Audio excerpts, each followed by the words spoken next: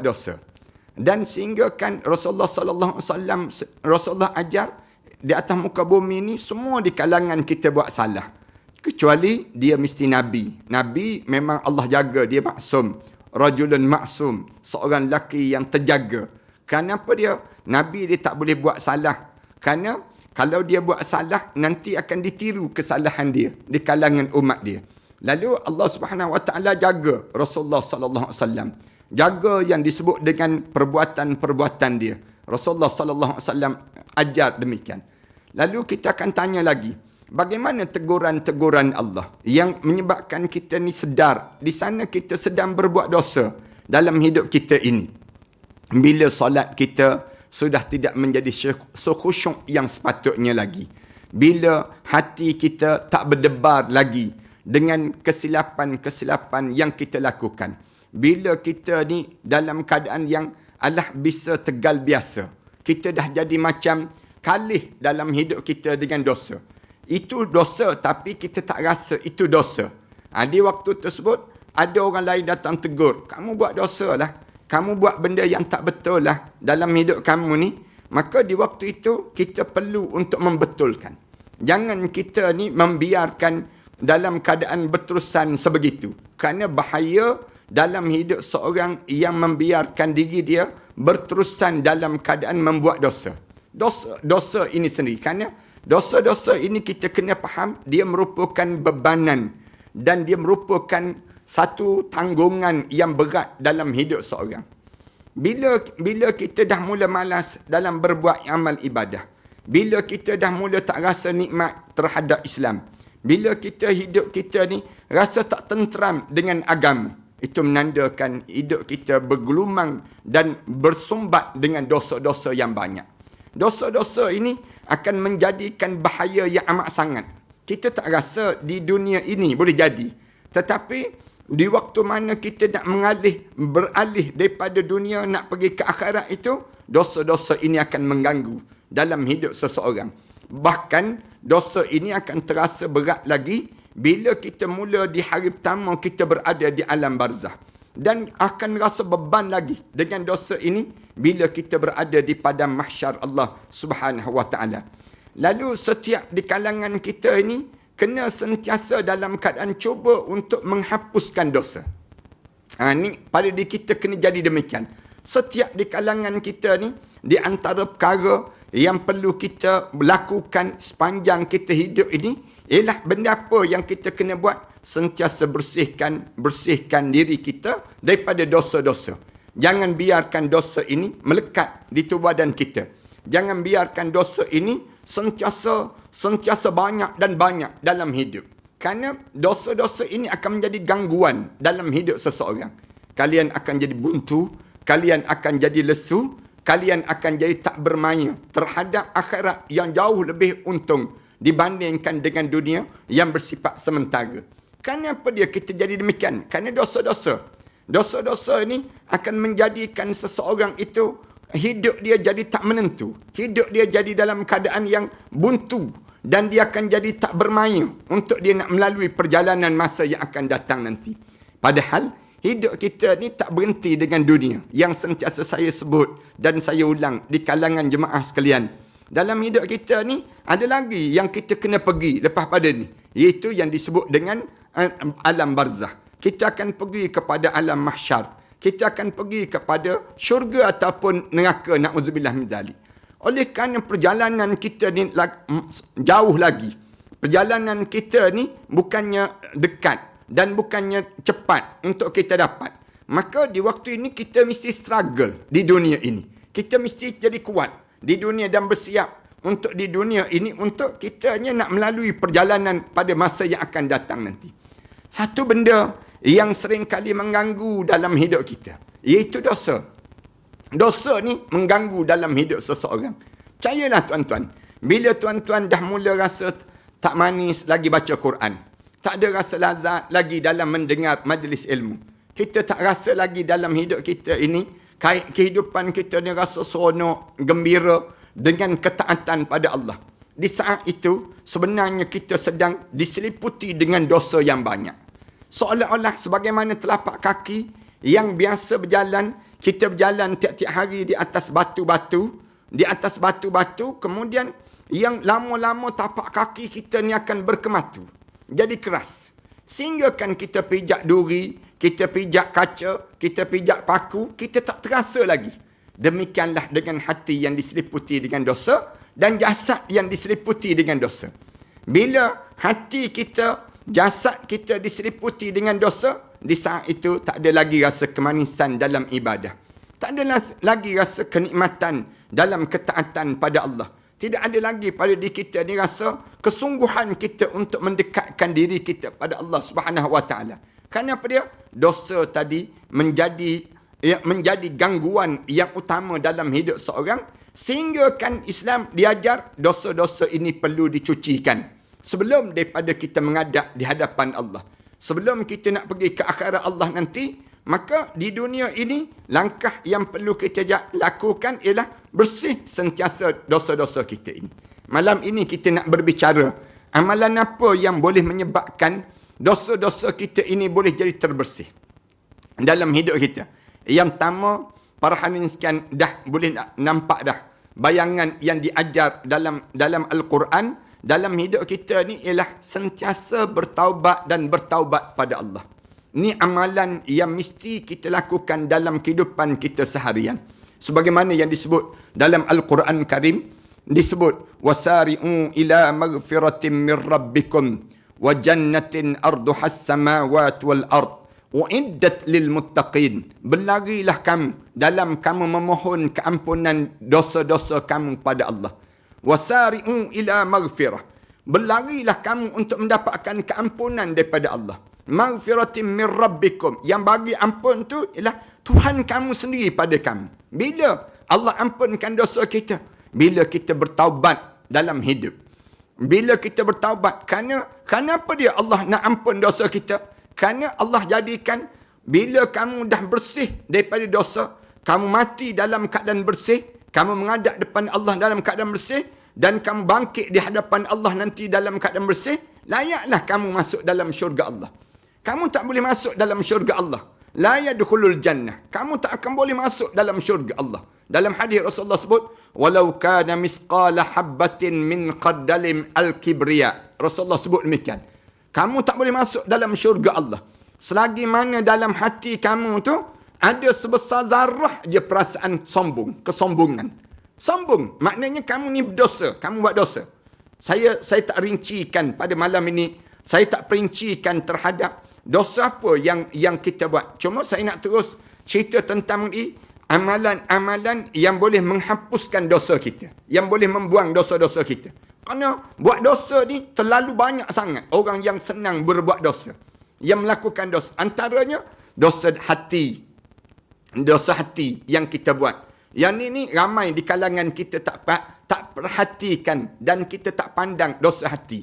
Dosa hati ni ramai di kalangan kita terjebak. Mungkin kita tak buat dosa luar, dosa zahir.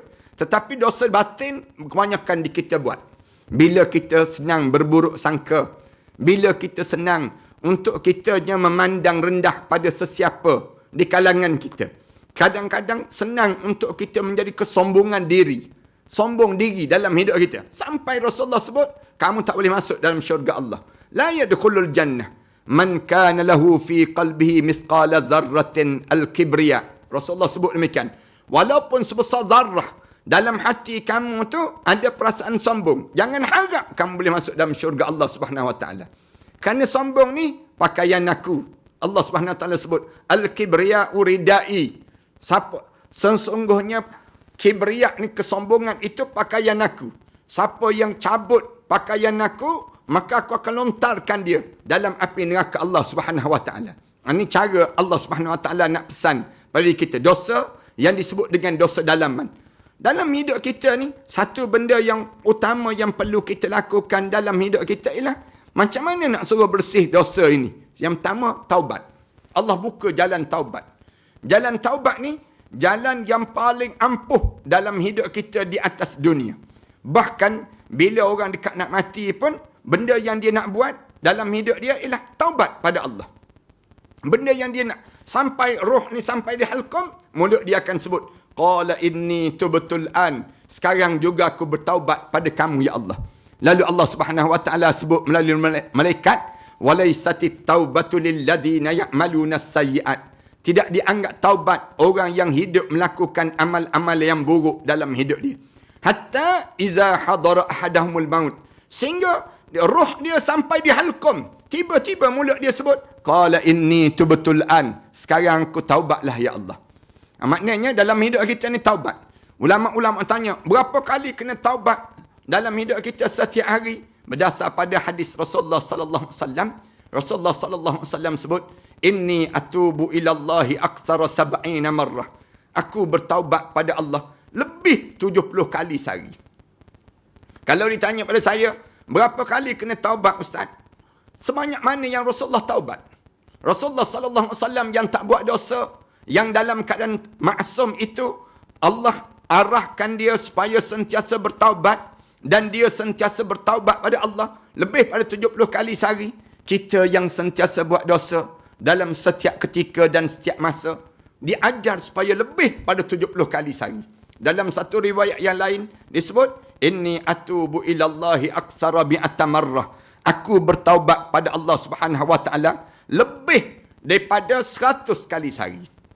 Dan Allah ni, bila hamba dia ni bertaubat dia, mulut dia sebut, Rabbi gfirli, wahai Tuhanku, ampunkanlah dosa aku ya Allah. Terampun terus dosa-dosa yang pernah kita lakukan sebelum daripada ini. Tak ada lagi dosa.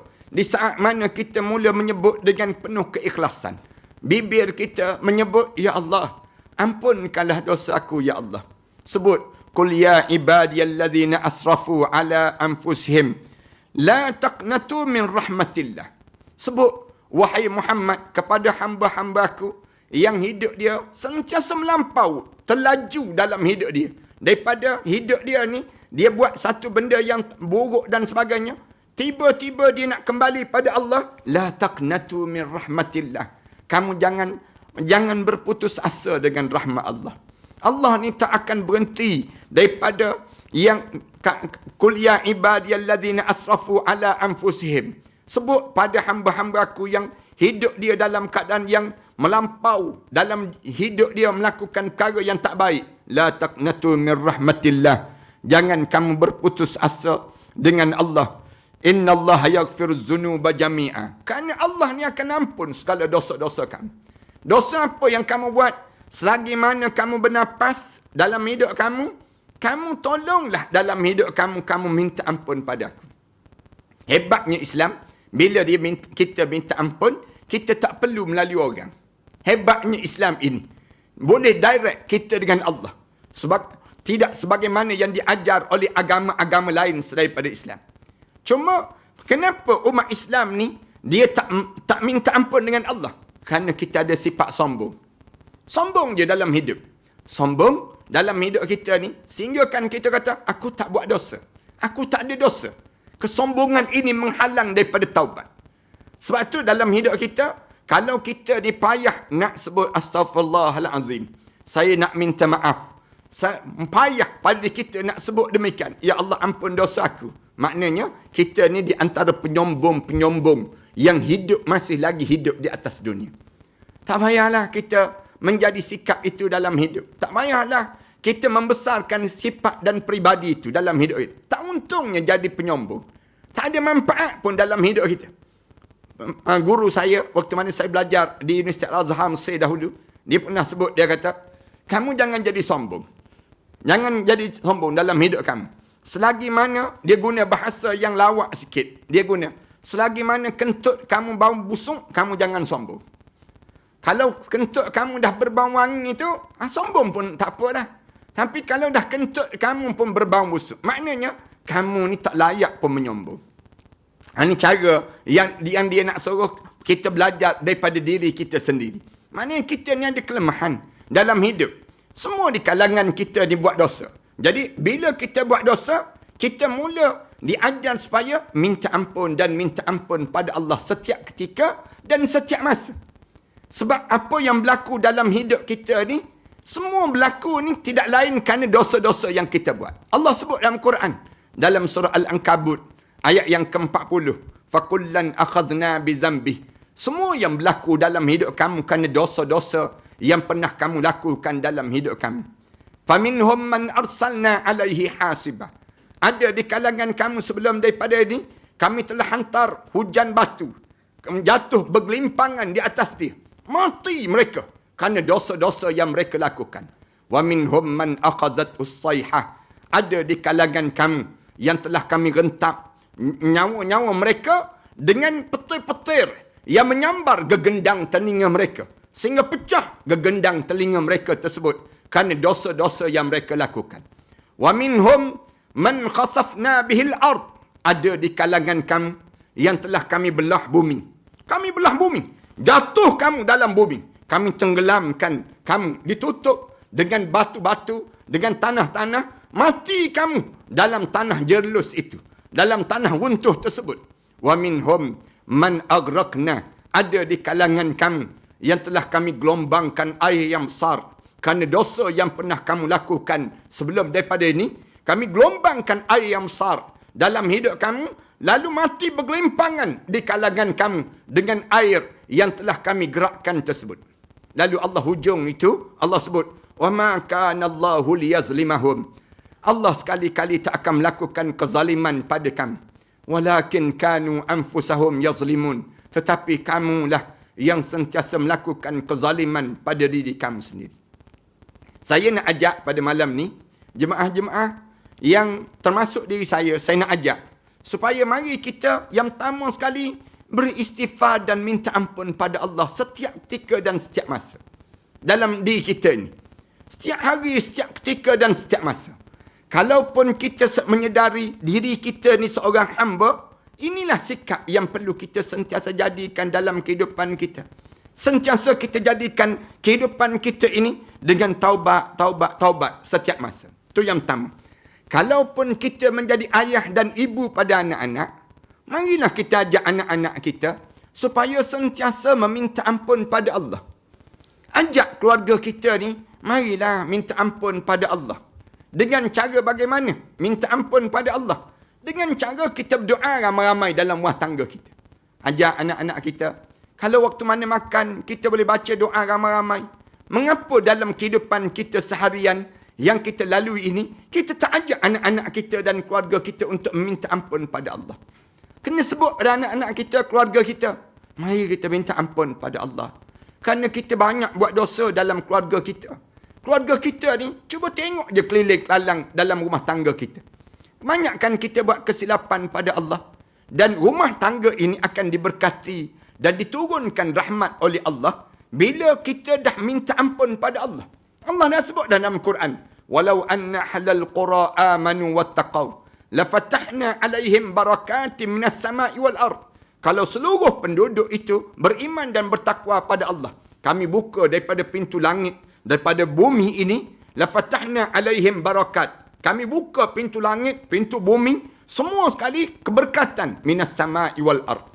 Walakin kazzabu, tapi sayang kamu dusta pada Allah. Kalau kita jadi pemimpin, dalam masyarakat, saya nak minta supaya kalian jemputlah rakyat ini supaya bertaubat pada Allah. Pemimpin dan juga rakyat mesti bertaubat pada Allah. Peristiwa yang kita sedang alami ni, COVID ni, saya tak nampak jalan keluar dengan cara mudah. Kecuali Allah SWT ampunkan dosa kita. Dalam suasana yang kita lalui sekarang ni, ya kita ada SOP. Ya kita ada yang disebut dengan vaksin. Tapi SOP dan vaksin tak mampu. Saya tak nampak dia akan mampu untuk menyelesaikan permasalahan ini. Kecuali apabila raja, apabila yang berhormat, yang amat berhormat, daripada tuanku, segala rakyat, daripada pemimpin seluruh dunia ini, seluruh penduduk Malaysia ini bertaubat dan minta ampun pada Allah. Di waktu itu akan turun kerahmatan Allah pada kita semua. Maknanya, ni di antara amalan yang pertama yang boleh menyebabkan menghapuskan dosa dalam kehidupan seorang. Yang pertama. Yang kedua, amalan kedua, berhentilah daripada meneruskan dosa besar yang pernah dilakukan sebelum daripada ini. Berhentilah dengan memberhentikan melakukan dosa besar yang dilakukan sebelum daripada ini. terhapus segala dosa-dosa kita yang lalu. Selagi mana kita tak berhenti minum arak, selagi mana orang kita tak berhenti daripada hisap dadah, selagi mana orang kita tak berhenti daripada berzina, berjudi, melakukan dosa-dosa besar, derhaka pada mak ayah, Allah tak akan ampun dosa ini. Dosa ini akan menjadi bebanan dalam hidup setiap di kalangan kita. Semua terbeban dengan dosa ini. Jangan teruskan dosa. Dosa besar jangan diteruskan. Kita tahu dah ini dosa. Jangan kita buat. Jangan kita berani untuk kita lakukan. Dan jangan benarkan. Kerana dengan kita berhenti daripada melakukan dosa itu, Allah Subhanahu Wa Taala akan jadikan keampunan terhadap kesilapan kita yang lalu. Dalam surah An-Nisa ayat yang ke-145 dan 146. Allah cerita tentang mengenai bagaimana Allah gambarkan orang munafik itu ditempatkan pada tingkatan yang paling bawah. Innal munafiqina fid darkil asfali minan nar. Allah tempat dalam api neraka yang paling bawah. Dan kamu sekali-kali tidak akan mendapat seorang penolong pun bagi mereka. Kecuali orang yang taubat dan mengadakan perbaikan dan berpegang teguh pada agama Allah dan tulus ikhlas. Allah Subhanahu Wa Taala cerita demikian. Mengerjakan agama kerana Allah, maka mereka itu adalah sama-sama orang yang beriman. Dan kelak Allah akan memberikan pada orang-orang yang beriman pahala yang besar. Nak gambarkan pada kita supaya jangan terus dosa yang pernah kita lakukan. Saya yakin di kalangan kita ada buat dosa. Pernah kita tinggal solat. Berhentilah daripada perbuatan meninggalkan solat itu untuk kita kembali taat menjaga solat. Di kalangan kita pernah membuka aurat, dosa besar dalam hidup. Berhenti daripada membuka aurat. Kena tutup aurat kita, kena jaga aurat kita. Ada di kalangan kita pernah makan rasuah dan pernah memberi rasuah. Dosa besar dalam hidup. Berhenti dosa ini, walaupun itulah sumber pendapatan dalam hidup kita. Berhenti. Dengan berhenti, dia menghapuskan dosa-dosa kita yang lalu kita kembali taubat dan kembali balik pada asal dalam kehidupan kita. Yang ketiga, perbanyakkan istighfar. Dalam hidup ni istighfar. Dalam hidup kita ni, sentiasalah beristighfar dan jadikan amalan Sayyidul Istighfar itu menjadi amalan yang sentiasa lakukan dalam hidup, dalam kehidupan kita. Sayyidul Istighfar. Apa dia Sayyidul Istighfar? Allahumma anta rabbi, la ilaha illa anta, khalaqtani, wa ana abduka, wa ana ala ahdika, wa wa'dika, mastata'tu, abu'u laka bini'matika alayya, wa abu'u bidhambi, faghfir li, fa innahu la yaghfiru dhunuba jami'a. Ni kalimah yang Rasulullah kata, walau kana mislu zabadi fil bahr. Rasulullah kata, dosa kamu sebanyak di lautan sekalipun, dosa kamu sebanyak buih-buih di lautan sekalipun, Allah ampun dosa-dosa kamu. Sentiasa ulang Sayyidul Istighfar dalam hidup kita. Sayyidul Istighfar ni, Allahumma anta rabbi, wahai Tuhanku, kamu Tuhanku. Anta rabbi, Tuhanku, kamu Rabb aku. La ilaha illa anta, tidak ada Tuhan melainkan kamu. Khalaqtani, kamu yang menciptakan aku, ya Allah. Wa ana abduka, aku ni hamba kamu, ya Allah. Wa wa'dika, masih lagi dalam janji dengan kamu, ya Allah. Mastata'tu, seupaya mungkin aku nak buat, ya Allah. Abu'u laka binikmatika alayya, banyaknya, ya Allah, nikmat-nikmat yang kamu kurniakan padaku. Wa abu'u bidhambi, sayang, ya Allah, aku balas dengan banyak dosa aku pada kamu, ya Allah. Kemudian kita sebut, kamu bagi benda yang baik untuk aku, tapi aku malas dengan dosa. Tapi aku nak sebut begini, ya Allah, faghfir li, tolong ampunkan dosa aku, ya Allah. Fa innahu la yaghfiru dhunuba illa anta, kerana tak ada orang yang boleh menghapuskan dosa ini kecuali kamu, ya Allah. Dipanggil amalan yang perlu kita lakukan pada diri kita. Kemudian yang keempat, amalan yang sepatutnya kita berterusan dalam hidup kita. Mulakan langkah-langkah melakukan kebaikan dalam hidup. Berbuatlah benda yang baik dalam hidup ini. Jangan sekali-kali memandang benda yang baik itu dengan pandangan yang hina. Walaupun dengan senyuman dalam hidup kita. Berbuatlah benda-benda yang baik. Kerana dengan benda yang baik ini, innal hasanatu yuzhibnas sayyi'at. Bila kamu dah buat benda-benda yang baik, dia akan membuang segala benda-benda yang buruk yang terjadi sebelum daripada ini. Allah jadikan demikian. Buatlah amalan-amalan yang soleh. Berlumba di kalangan kita ni untuk sentiasa nak buat benda-benda yang baik. Bila kita berlumba dalam hidup kita ni, nak buat benda-benda yang baik ini, yang menyebabkan di waktu kita berniat nak buat benda yang baik itu, Allah dah bagi pahala, dah bagi pahala. Dalam hidup kita. Jangan sekali-kali berpaling tumit daripada kerja-kerja kebaikan. Sentiasalah nampak pada diri kita peluang dan ladang pahala. Dalam setiap kehidupan kita. Ruang-ruang yang kita ada, kita nampak ni pahala yang Allah sediakan untuk dia aku. Jangan kita rasa berat dalam kita nak melakukan amal-amal soleh. Tolong orang, bantu orang, kemudian tolong agama Allah. Kemudian dalam hidup kita ni, sentiasa kita ni berlumba benda yang baik. Nak buat benda yang baik. Tengok benda yang jahat, tak nak. Aku tak nak. Dah habis dah masa aku dengan benda yang jahat. Tetapi benda yang baik saja yang akan aku lakukan dalam hidup ini. 4. Yang kelima, amalan yang boleh menghapuskan dosa kita lagi, ialah banyakkan doa di antara satu sama lain. Doa supaya Allah ampunkan dosa diri kita, dosa adik-beradik kita, dosa saudara-saudara kita, di kalangan kita ni, saling mendoa di antara satu sama lain. Yang sentiasa kita sebut, Allahumma gfir lil muslimina wal muslimat, wal mu'minina wal mu'minat. Yang diajar setiap hari Jumaat, mesti didoakan. Hari Jumaat je, Allah arahkan, tak sah sembahyang Jumaat kalau tak baca doa ni. Tak sah khutbah Jumaat hari tersebut kalau tak ada doa di antara orang Islam dengan orang Islam yang lain. Kenapa? Kerana kita ni saling menguat di antara satu sama lain. Doa supaya apa dia? Ya Allah, bagi petunjuk pada kaum aku. Allahumma hdi qaumi fa innahum la ya'lamun. Ya Allah, tolong bagi hidayah pada kaum kami ini. Kerana kaum kami ini, dia tak tahu, ya Allah. Banyak benda yang tak tahu, ya Allah. Di kalangan keluarga kami ini, dan sentiasa kita baca doa. Tengok je, nampak je. Tuan-tuan tengok pada kuliah-kuliah saya dan sebagainya. Tuan-tuan tolong baca doa untuk saya. Tuan-tuan tolong doa. Ya Allah, tolong tetapkan hati Ustaz Ahmad Dasuki. Misal contohnya. Tetapkan pendirian dia dalam agama. Baca doa tuan-tuan. Saya tengok tuan-tuan, saya baca doa. Ya Allah, tolong ampunkan dosa semua hadirin yang hadir pada malam ini. Maknanya kita ni sentiasa saling mendoa. Terhapus dosa-dosa yang lalu.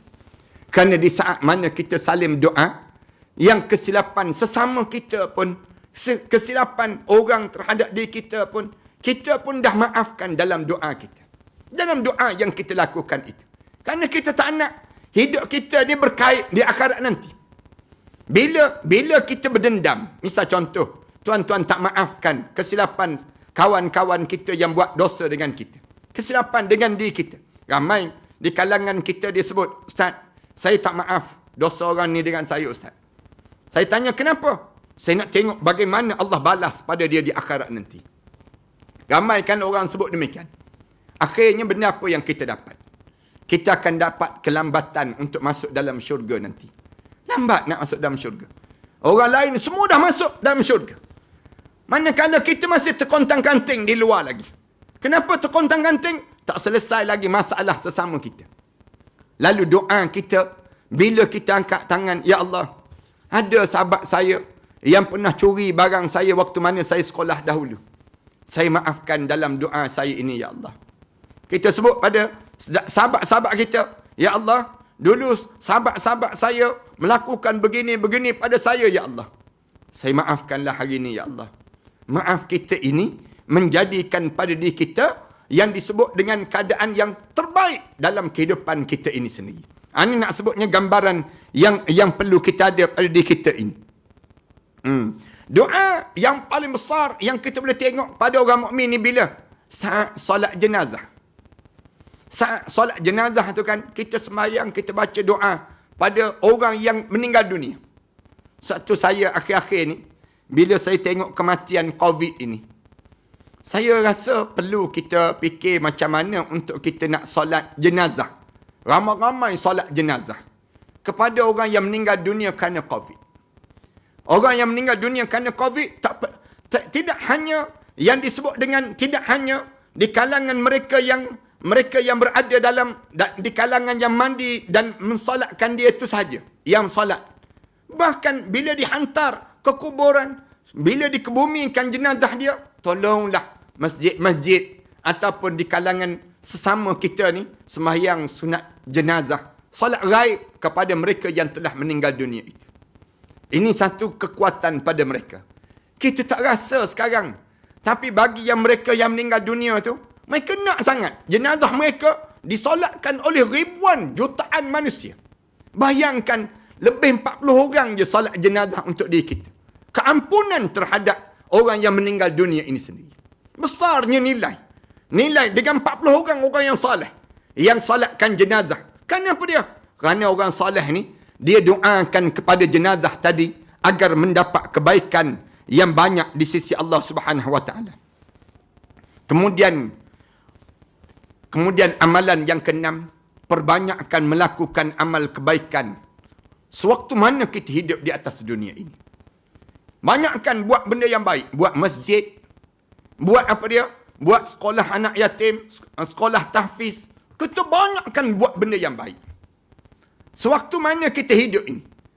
Harta-harta kita ni, saya sebut banyak kali, tolong alihkan ke akhirat sekarang.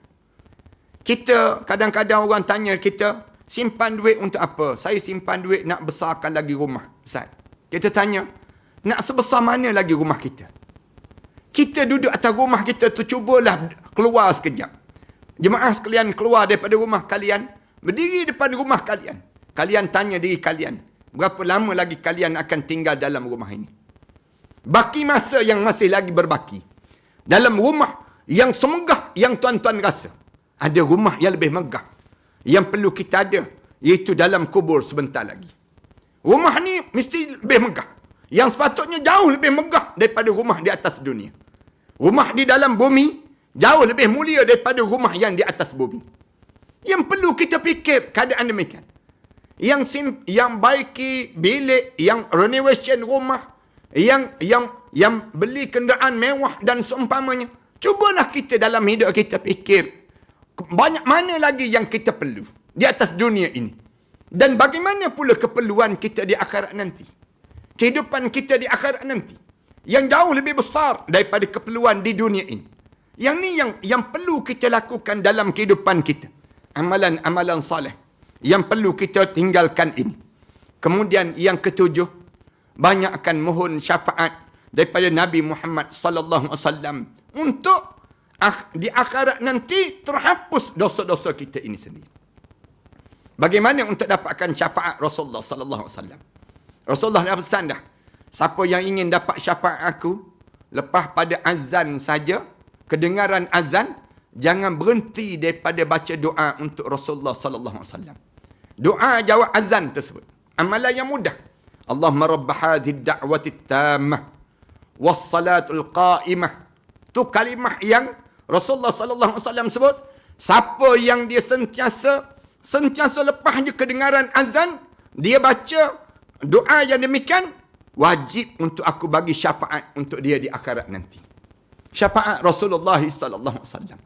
Rasulullah sebut, siapa yang ingin dapat syafaat aku, banyakkan berselawat untuk dia aku. Rasulullah cerita macam mana nak dapat syafaat Rasulullah. Dan kita kena usaha. Sentiasa je pada diri kita ni selawat dan selawat Rasulullah. Di bibir kita ni, Allahumma salli ala Muhammad wa ala ali Muhammad. 1000 kali sebelum tidur. 1000 kali. Saya pernah cerita dalam satu peristiwa berlaku seorang hamba Allah. Dia berhutang banyak sangat. Dia berhutang. Hutang dia ni terlampau banyak. Lalu dia berhutang dengan berbagai-bagai orang. Akhirnya dia jumpa dengan seorang kaya. Dia sebut, ada orang kaya tersebut, dia kata, saya banyak hutang. Boleh tak saya nak pinjam daripada kamu? Saya nak bayar semua hutang-hutang orang. Tinggal seorang dengan kamu je saya berhutang. Orang kaya tu tanya, berapa banyak? Dan berapa lama kamu nak pinjam daripada saya ini? Orang kaya yang mukmin, yang baik. Lalu dia kata, bagi peluang pada saya 6 bulan. Saya nak pinjam. Dan lepas mana ni saya bayar semua hutang-hutang kecil saya ni. Tinggal kamu seorang saja saya berhutang. Orang kaya tu bagi duit. Dan selang sampai pada tempoh 6 bulan tersebut, orang kaya tu datang balik, tanya pada hamba Allah ini. Kamu berjanji dengan aku untuk kamu bayar selama duit yang telah aku pinjamkan pada kamu. Sekarang bayar. Katanya orang yang berhutang tadi disebut, dia kata bagi tempoh pada saya nak bayar. Bagi tempoh lagi selama 6 bulan. Orang kaya tu benarkan. Ya, saya benarkan untuk kamu 6 bulan lagi. Cukup 6 bulan, tak boleh bayar juga. Tak boleh bayar juga. Bila tak boleh bayar juga, datang dia sebut, saya terpaksa dakwa kamu ke mahkamah. Lalu, pergi ke mahkamah, pengadilan. Hakim tanya pada hamba tersebut, kenapa kamu tak bayar? Dia jawab, saya tak boleh bayar kerana hutang ni terlampau banyak. Dia sebut, bantulah saya. Dia sebut, tak ada. Hakim tu jatuhkan hukuman untuk dipenjarakan dia. Sebut, supaya penjarakan dia. Bila sebut saja penjara, dia menangis. Tuan Hakim, dia sebut, kalau penjara saya, tentu saya tak boleh bayar. Tapi, bagi jaminan untuk saya, bagi peluang lagi untuk sehari saja lagi, saya nak bayar. Besok, saya bayar hutang ini. Besok, saya bayar. Hakim tu terkejut. Hakim tu sebut, bagaimana kamu nak bayar hutang? Kalau dah setahun kamu tak boleh bayar, tapi besok saja kamu nak bayar, besok saja kamu nak bayar segala hutang ni, kamu tak mungkin kamu dapat bayar. Katanya hamba Allah ini, wahai Tuan Hakim, kalau saya tak boleh bayar besok, saya bukan umat Muhammad. Dia sebut demikian. Kejut Tuan Hakim. Dia kata, apa jaminan kamu? Jaminan kamu nak bayar besok? Dia kata, jaminan aku ialah Rasulullah. Rasulullah akan jamin padaku untuk aku bayar besok. Hamba Allah tersebut disebut terlepas daripada bibir dia demikian. Bila terlepas saja begitu, yang disebut dia, Rasulullah menjamin dia. Menjamin dia untuk bayar besok. Hakim ni bila sebut nama Rasulullah, dalam kata-kata dia, jaminan dia untuk dia bayar. Lalu hakim tu jawab, ya besok. Aku benarkan kamu bayar. Bila begitu dia balik, berlari dia. Berlari dia sampai ke rumah. Menangis dia teresak-esak. Dia sebut pada isteri dia, abang sepatutnya dipenjara. Sepatutnya dipenjara kerana tak boleh bayar hutang ini. Tapi dia kata, alhamdulillah abang selamat lagi sehari lagi. Disebut ada isteri dia, tolong bantulah. Katanya isteri dia, apa yang menyelamatkan abang? Yang menyebabkan abang ni boleh terselamat daripada sehari lagi ni. Dia kata, abang bagi jaminan Rasulullah. Kalau saya tak boleh bayar besok, katanya suami sebut, nescaya abang bukan umat Rasulullah sallallahu alaihi wasallam. Dia sebut saja begitu, menangis isteri dia. Isteri dia kata, kalau begitu mari kita berselawat pada Rasulullah sallallahu alaihi wasallam. Selawat. Masing-masing berselawat. Hari itu dengan penuh keikhlasan. Menangis teresak-esak dan tertidur pada malam itu dengan selawat pada Rasulullah sallallahu alaihi wasallam. Tiba-tiba malam tersebut mereka bermimpi. Hamba Allah ni bermimpi. Katanya hamba Allah ini memimpi terhadap berjumpa dengan Rasulullah sallallahu alaihi wasallam. Rasulullah datang dalam mimpi mereka. Di mana Rasulullah sebut, wahai hamba Allah, kamu sebut dalam perbicaraan kamu nama aku, Muhammad, untuk kamu jadi jaminan pada diri kamu. Kenapa wahai hamba aku? Wahai hamba Allah. Ditanya, Rasulullah tanya, ya Rasulullah, aku sentiasa berselawat pada kamu ya Rasulullah. Hidup aku ni berselawat pada kamu ya Rasulullah. Aku dibebankan dengan hutang yang banyak ya Rasulullah. Dia sebut pada Rasulullah, aku tak ada jalan kecuali aku kena sebut nama kamu untuk memberi jaminan pada diri aku, besok aku akan bayar hutang ini ya Rasulullah. Dia sebut dalam mimpi dia. Rasulullah sebut, wahai hamba Allah, kamu besok, kamu bangun saja, lepas subuh besok, kamu pergi ke hujung kota ini, ada seorang hamba Allah, bekas gubernur.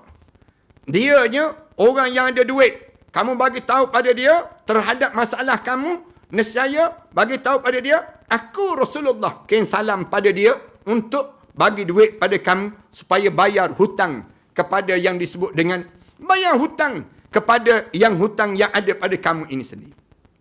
Lalu dia tanya, bagaimana dia gubernur tersebut nak percaya ya Rasulullah? Dia kata kalau gubernur tersebut tak percaya terhadap aku kirim salam pada dia, bagi tahu biasanya gubernur ini dia tidur, sebelum dia tidur dia akan berselawat pada aku sebanyak 1000 kali. Setiap malam dia akan berselawat pada aku sebanyak 1000 kali.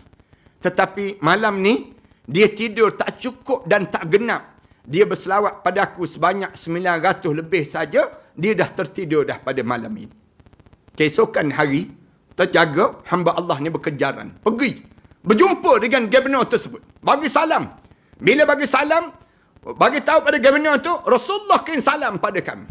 Tergamam gubernur tersebut. Rasulullah kirim salam. Dia kata, apa yang Rasulullah sebut? Dan Rasulullah kirim salam pada aku, kenapa? Rasulullah suruh minta pertolongan dengan kamu untuk dibayar hutang aku ini. Dibayar hutang aku ini. Aku ada hutang. Katanya, hamba Allah ni, aku kena bayar pada seorang peniaga ni. Hutang yang telah aku berhutang dengan dia. Orang kaya ini. Aku perlu untuk membayar hutang ini. Lalu gubernur itu kata, apa yang menyebabkan Rasulullah? Boleh aku jamin yang Rasulullah datang dalam mimpi kami.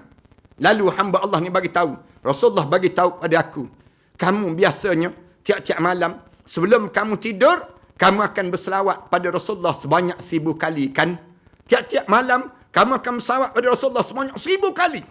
Semalam kamu tidur, Rasulullah bagi tahu, kamu tak genap sebanyak 1000 kali kamu dah tertidur. Terkejut hamba Allah ini. Menangis teresak-esak dia. Menangis dia. Dia dengar Rasulullah. Rasulullah tahu dia tak cukup. Selawat semalam. Lalu dia ambil duit. Dia kata, wahai hamba Allah, oleh kerana kamu sebut benda yang betul, yang terjadi dalam hidup aku, ambil duit ni. Kamu pergi bayar hutang ini. Dia pun ambil duit dalam karung tersebut. Duit yang banyak dibawa itu, berjumpa dengan orang kaya. Bagi salam pada orang kaya. Sebelum dia bagi salam pada orang kaya ni, dia pergi jumpa dengan Tuan Hakim. Hakim, saya bawa duit sekarang. Hakim, saya bawa duit sekarang. Nak bayar hutang ni. Lalu Tuan Hakim tu, yang duduk di atas tempat Hakim tadi, turun daripada tempat Hakim tu, datang peluk dia. Wahai hamba Allah, kerana kamu, aku bermimpi dengan Rasulullah semalam. Aku mimpi dengan Rasulullah semalam. Rasulullah bagi tahu dalam mimpi aku, kamu selayaknya dibebaskan dan dilepaskan. Dan Hakim tu ambil duit. Hakim tu bagi duit pada hamba Allah tersebut. Kemudian dia kata, pergi bayar hutang ini. Lalu dia ambil duit itu. Jumpa dengan orang kaya. Bila berjumpa dengan orang kaya tu dengar saja, dia dengar, bagi salam saja, orang kaya tu keluar. Bagi tahu pada dia, semalam, kerana kamu, hutang kamu dengan aku, semalam aku mimpi berjumpa dengan Rasulullah sallallahu alaihi wasallam. Mimpi jumpa dengan Rasulullah. 3 orang. Kerana dalam keadaan dia, Rasulullah bagi tahu, lepaskanlah hutang ini, lepaskanlah, kerana hamba Allah ini banyak berselawat pada Rasulullah sallallahu alaihi wasallam. Para hadirin sekalian, jangan berhenti berselawat para hadirin sekalian. Kita tak akan rugi dalam kita selawat pada Rasulullah sallallahu alaihi wasallam. Satu-satu amalan yang di mana untuk dapatkan syafaat Rasulullah. Amalan yang Allah turut serta buat. Tak ada lagi amalan yang Allah suruh kita buat, kemudian Allah bagi tahu, aku turut serta buat, kecuali solat, kecuali selawat. Allah suruh kita semayang, tapi Allah tak bagi tahu dia semayang. Allah Subhanahu Wa Taala suruh kita ni tutup aurat, tapi Allah tak bagi tahu dia tutup aurat. Allah Subhanahu Wa Taala nak sebutnya gambaran, Allah Subhanahu Wa Taala suruh kita keluarkan zakat. Allah tak bagi tahu yang dia keluarkan zakat. Tapi Allah suruh kita selawat, Allah bagi tahu Allah dan juga para malaikat turut berselawat pada Rasulullah sallallahu alaihi wasallam. Innallaha wa malaikatahu yusalluna 'alan nabi. Ya ayyuhalladzina amanu sallu alaihi wa sallimu taslima. Selawat ni sentiasa je para hadirin sekalian. Para hadirin sekalian akan rasa tenang dalam hidup. Para hadirin sekalian akan rasa seronok dalam hidup. Kita akan jadi rapat dengan Rasulullah dengan selawat yang tak putus-putus untuk mendapat syafaat di akhirat Allah. Bila dan dalam masa yang sama terhapus dosa-dosa kita sebelum daripada ini. Ini amalan yang ke-7. Amalan yang ke-8 dalam hidup kita untuk terhapus dosa kita. Banyakkan bersabar dalam menempuhi ujian-ujian yang kita lalui. menambahkan rasa sabar ini dalam jiwa kita. Kerana tak adalah kesabaran dalam hidup kita ini, dalam hidup kita menanggung ujian ini, dalam kita lalui setiap keadaan yang kita lalui ini, dengan kesabaran, di sana kita akan dapati semua dosa-dosa kita terhapus di sisi Allah. Tak adalah ubat yang paling mujarab yang diajar dalam Islam, kecuali dengan sabar. Dan kita tahu, Allah tak akan jadikan pada kita ni bebanan, tekanan, ujian dalam hidup kita ni dengan satu benda yang tak mampu kita tanggung. La yukallifullahu nafsan illa wus'aha. Allah tak akan biarkan satu bebanan dalam hidup kita kecuali kita ni mampu untuk memikulnya. Bila kita sabar, Allah ampunkan dosa kita. Habis dosa-dosa kita yang lalu. Allah nak tengok je. Hunalika btuliyal mu'minun. Di sana aku akan uji orang mukmin. Wa zulzilu zilzalan syadidah. Aku goncang segoncang-goncangnya. Setiap masalah-masalah dalam hidup dia. Aku dah tengok. Kamu bertahan ke kamu tak bertahan? Lalu Allah Subhanahu Wa Taala sebut, wa basyiris sabirin. Kabar gembiralah pada orang sabar. Kenapa? Orang yang sabar ni, alladzina iza asabathum musibah. Setiap kali mana dia diuji dengan ujian-ujian yang besar dalam hidup dia, lalu mulut dia sentiasa sebut, qalu inna lillah wa inna ilaihi raji'un. Kita ni kan datang daripada Allah dan kita akan kembali kepada Allah Subhanahu Wa Taala. Maknanya, pada kita ni sentiasa latih diri kita. Aku mesti jadi orang penyabar. Janganlah kita jadi orang yang gelojoh. Janganlah kita jadi orang yang gopoh. Jadi pemarah. Orang yang jadi dalam keadaan yang tak mampu nak kawal diri. Jangan. Kawallah diri kita sikit dalam hidup kita ini. Kalau kita mampu, kita dalam hidup kita ni menahan ke ujian-ujian ini, di sana dosa-dosa yang lalu itu telah dihapuskan oleh Allah Subhanahu Wa Taala. Kemudian amalan yang ke-9, perbanyakkan sedekah dalam hidup. Infak dalam hidup kita. Dengan sedekah menghapuskan dosa-dosa yang lalu. Kerana Allah akan tertutup kemarahan Allah dengan sedekah. Tertutup. Allah nak marah macam mana pun pada kita, bila kita bersedekah, habis kemarahan Allah pada diri kita. Allah marah kita kerana apa? Kerana kita buat silap kan, kita buat salah kan dalam hidup kita. Bila kita buat salah, kita buat silap dalam hidup kita, di saat itulah yang disebut dengan perlunya sedekah yang berterusan. Semakin banyak kita bersedekah, semakin bahagialah dalam hidup kita. Semakin kedekutnya dalam hidup, semakin sengsaralah dalam hidup kalian. Kalian akan terbeban dengan bebanan dosa-dosa yang banyak dalam hidup. Tetapi bila kita banyak bersedekah, di waktu itu semakin meluaslah rezeki-rezeki yang akan datang dalam hidup kita, dan Allah permudahkan pada diri kita dengan amalan demikian. Yang ke-10 pada diri kita dan yang akhir, tolong banyakkan jaga solat dan juga menjaga wuduk dalam diri kita. Jaga wuduk dan jaga solat. Dua-dua ni amalan yang perlu kita lakukan. Solat, wuduk dan puasa. Berterusan dalam kehidupan kita ni, buat sepanjang masa. Ini berterusan. Solat, wuduk dan juga berpuasa sunat. Kerana banyak hadis-hadis Rasulullah sebut, puasa sunat kafarah bainan, di antara satu puasa sunat dengan puasa sunat yang lain. Solat sama juga.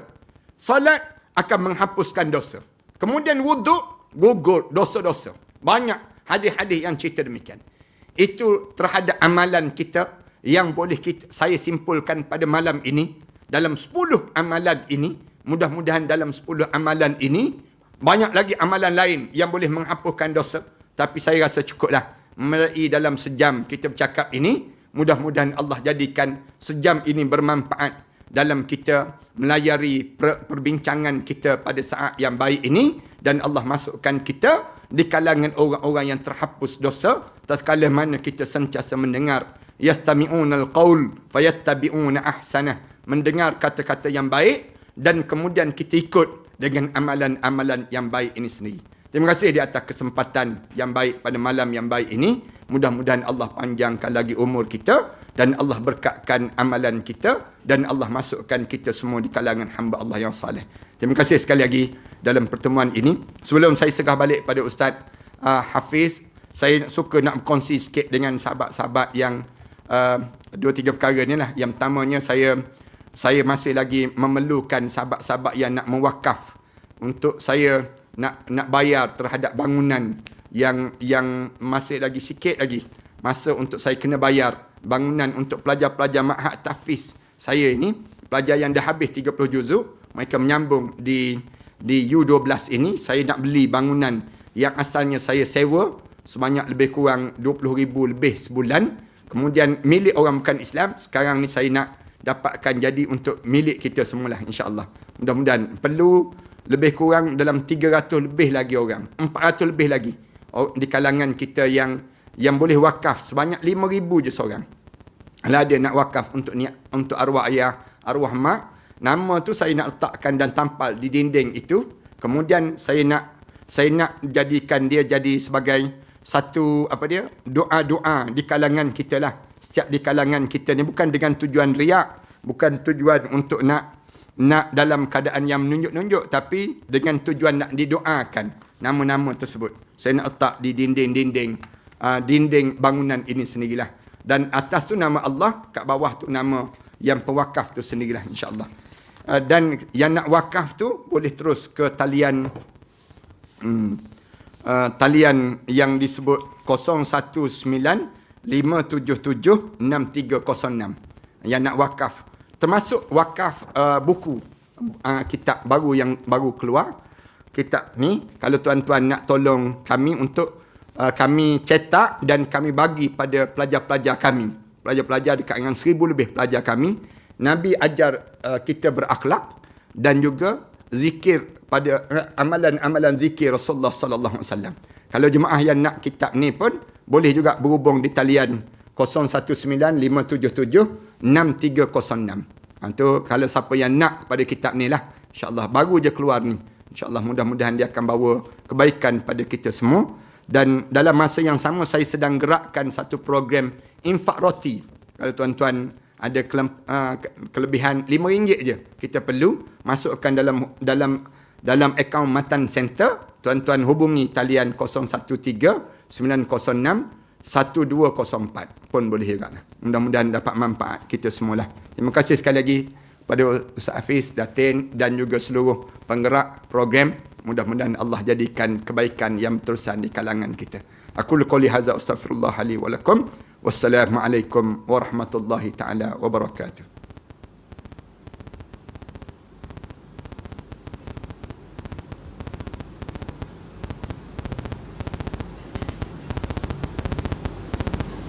Amalan-amalan dosa yang disebutkan 10 poin yang telah ada di kalangan sahabat-sahabat kita yang catatkan dan kongsikan dalam ruangan chat sebentar tadi. Kita ada beberapa soalan yang saya akan kemukakan kepada Ustaz. Mudah-mudahan akan ada ruang walaupun banyak sebenarnya.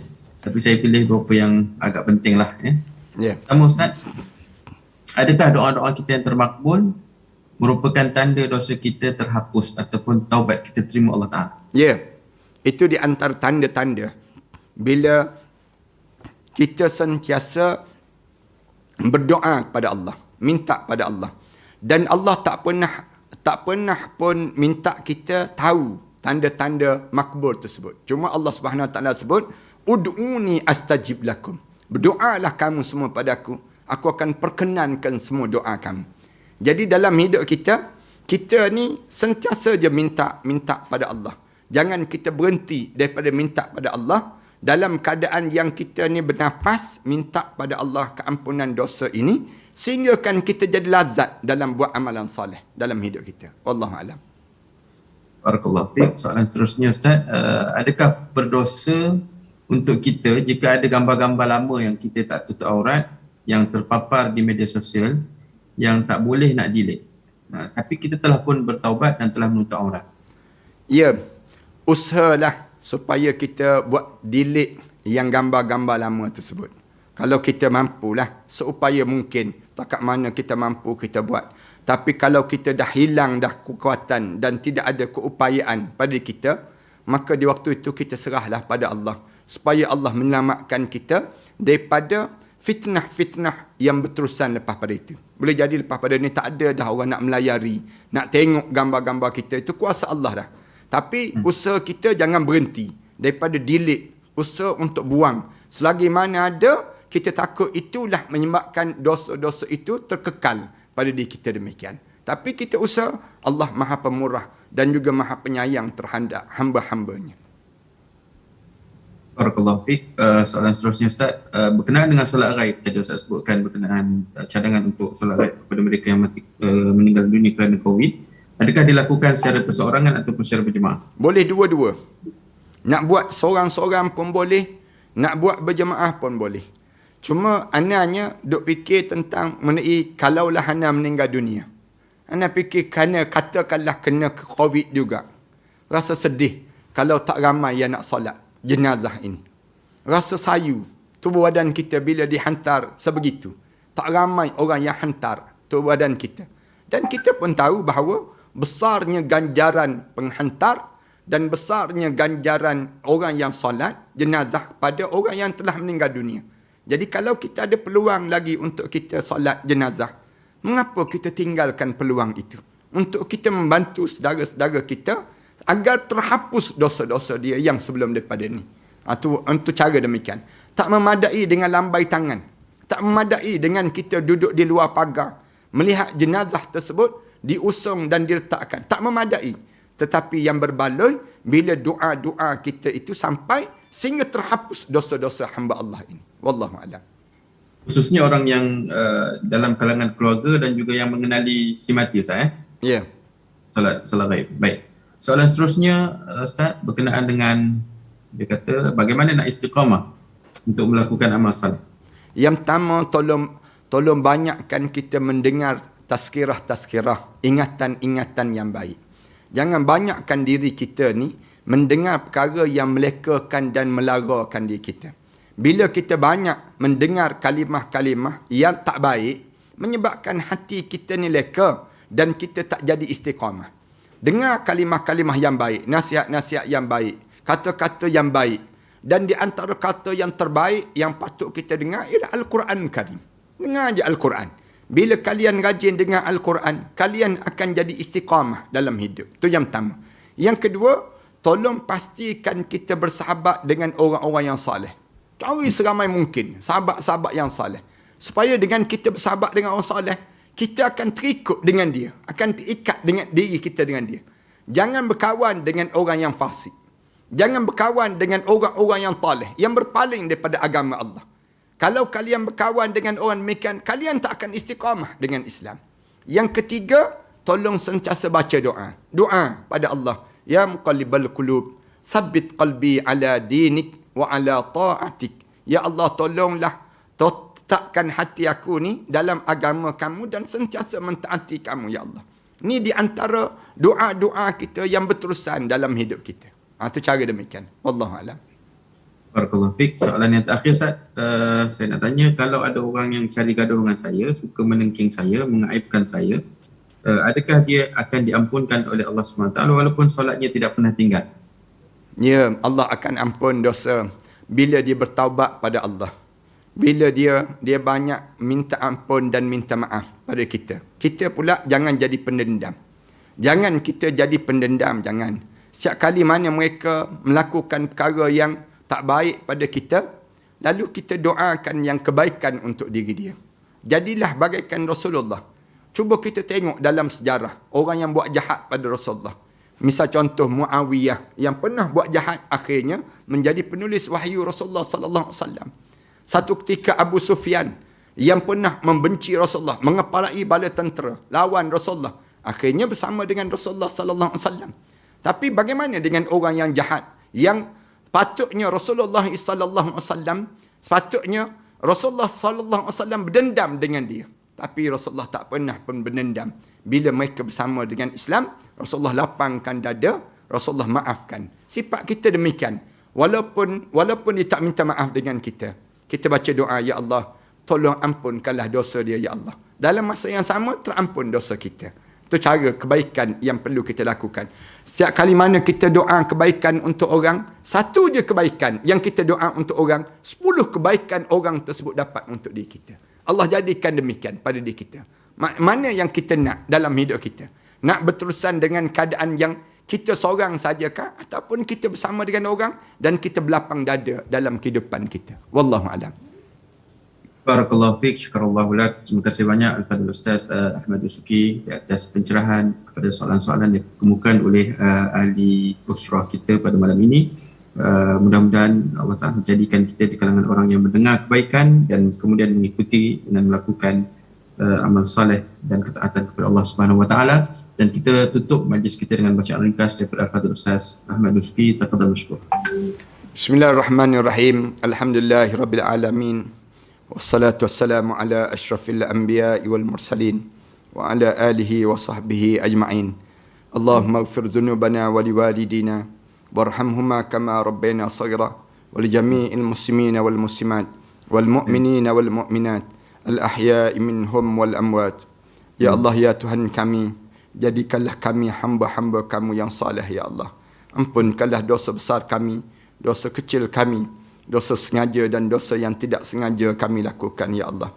Ya Allah, ya Tuhan kami, dengan Rahmanur Rahim kamu ya Allah, kami mohon pada kamu ya Allah, apa yang pernah dipohon oleh Nabi kami Muhammad sallallahu alaihi wasallam, jauhkanlah kami ya Allah daripada apa yang diminta dijauhi oleh Nabi kami Muhammad sallallahu alaihi wasallam. Rahmatilah perjalanan hidup kami ini ya Allah. Panjangkanlah umur kami dalam keredaan kamu ya Allah. Saat jalan kami tersesat dalam hidup ini ya Allah, tariklah diri kami yang hina ini ya Allah kepada jalan agama kamu ya Allah. Saat mana kami dalam kegelapan ya Allah, kamu cerahkanlah perjalanan hidup kami ini ya Allah. Saat mana kami menanggung bebanan dosa yang banyak ini ya Allah, kamu ampunkanlah kesilapan kami yang lalu ya Allah. Ya Allah, berkatilah rumah tangga kami ini ya Allah. Jadikanlah kekeluargaan kami kekeluargaan yang dirahmati dan diberkati di sisi kamu ya Allah. Jadikanlah kehidupan kami kehidupan di kalangan hamba-hamba kamu yang saleh ya Allah. Jauhkanlah kami daripada kemarahan dan kemurkaan kamu ya Allah. Jadikanlah kami ya Allah sebaik-baik hamba di kalangan hamba-hamba yang terbaik di sisi kamu ya Allah. Rabbana alaika tawakkalna wa ilaika anabna wa ilaikal masir. Rabbana ja'alna muqimas salah wa min dzurriyyatina rabbana wa taqabbal du'a. Rabbana atina fid dunya hasanah wa fil akhirati hasanah wa qina adzaban nar. Sallallahu ala Muhammad wa ala alihi wa sahbihi wa sallam. Walhamdulillahi rabbil alamin.